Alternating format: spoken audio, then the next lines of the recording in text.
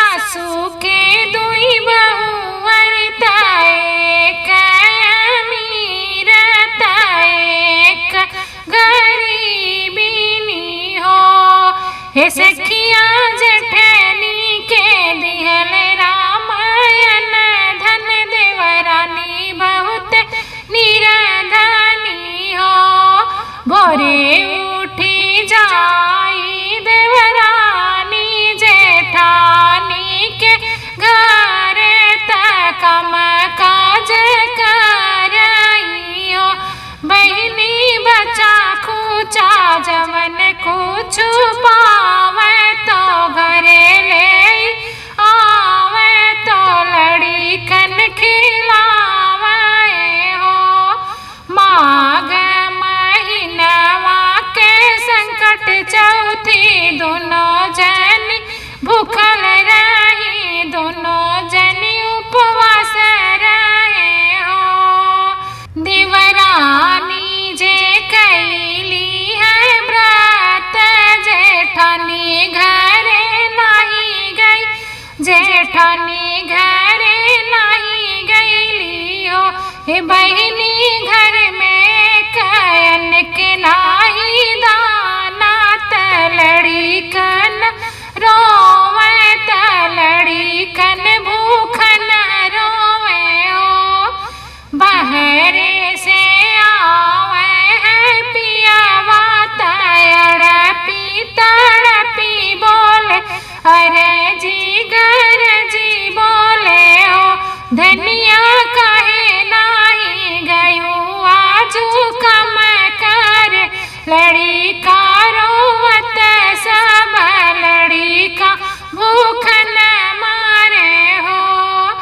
इतना बचन सुनी धनिया पिया के बतावे तो पिया के समझावे हो।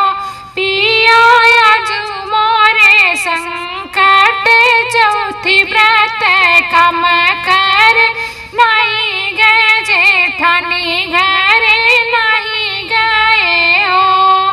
इतना ही सुनते ही पियावा तरनिया के मारे लागे घर से निकल लागे हो। हे बहनी मारी के फेंके अंगनवा त बैठी के रोवे त सुसुकी सुसुकी रोवे हिचकी हिचकी रोवे हो। अचरा पसारी दुखिया रोवे त माई से अर्ज कर मैया से विनती करे हो। मैया ऐसन करमवा हमारा घर में एक अन्न नाही लड़ी का भूखन रोवे हो। एक घड़ी बीती गई दुई घड़ी अवरु तीसरी घड़ी अवरु जे तीन घड़ी हो। बहनी होई गई पूजा के बेरी तकोने अतरा रोवे तनैनन आंसू बहे नैनन आंसू गिरे हो। घर में ना तिलिया कोने अछत पूजा के समान त पूजा के समान न हो। मैया कैसे के करी व्रत तोहार त कैसे अर्घ देई कैसे अर्घ देई हो। एक पहर बीती गए त दुई पहर बीती अवरु तीसर परे हो। बहनी बुढ़िया के बेस धई आई त चौथी गोसाइनी चौथी गोसाइनी हो। बहनी खड़े भई बीच अंगनवा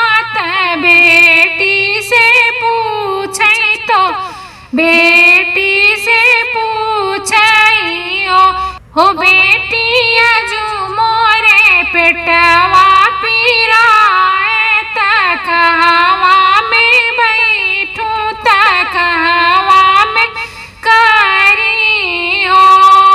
बेसुधी भाई है बेटी त मैया से कहाई त मैया से बोलाई हो।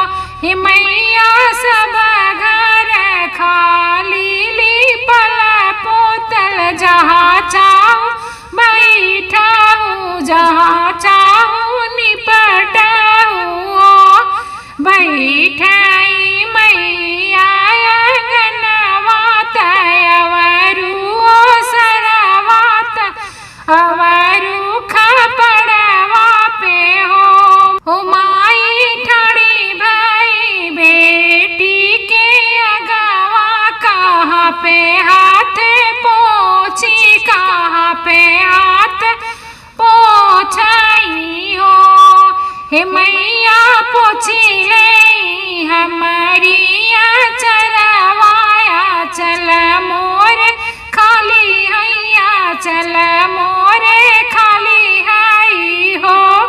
होत बिहान सूर्य निकलत बेटी चकित भैली उठत चकित भैली हो।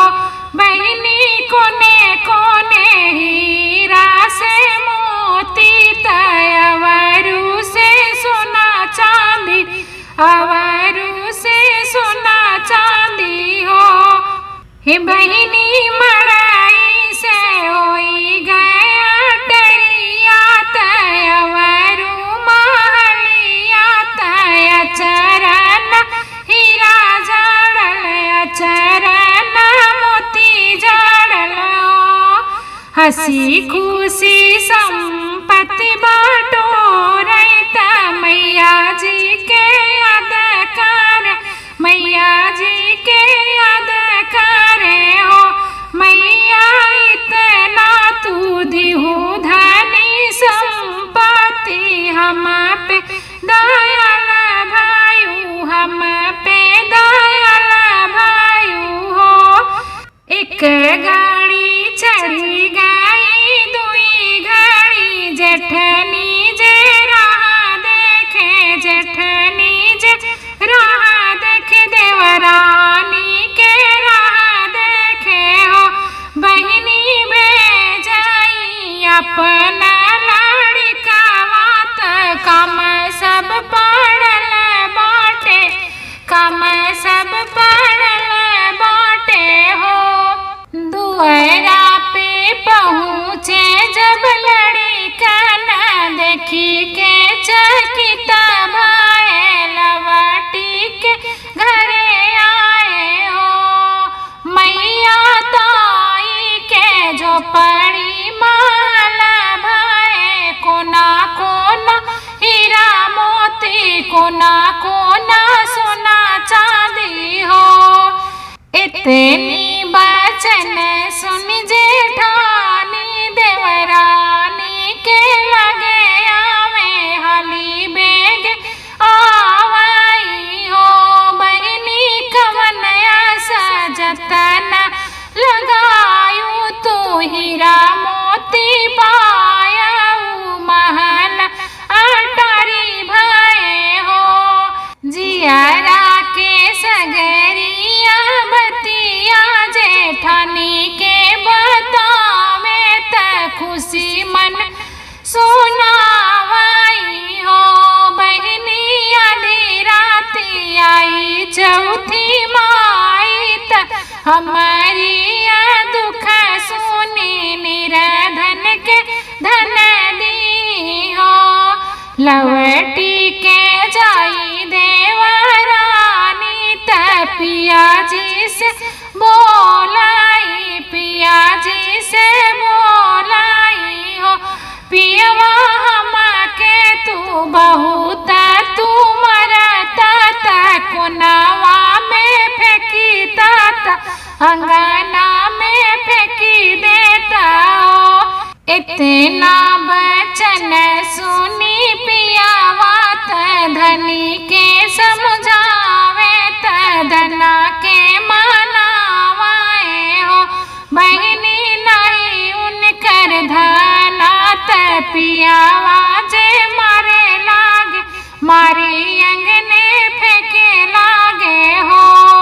हे बहिनी मारत मारत थकी गए त कोनवा में फेंकी दिए, कोनवा में फेंकी दिए ओ। एक घड़ी बीती गई, दुई घड़ी अवरु तीसरे घड़ी ओ। बहिनी होई गई आधी राती, चौथी माई आई, चौथी माता आई हो। बहिनी हमारे जे पेटवा पीराए त कहवा पे बैठी, त कहवा में निपटी हो। हंसी हंसी बतावे जेठानी त अंगने में बैठो, सरवा में निपटाओ। बहिनी खड़ी भाई माई अगवा त कहवा मैं हाथ पोछू, कहवा मैं हाथ पोछू हो।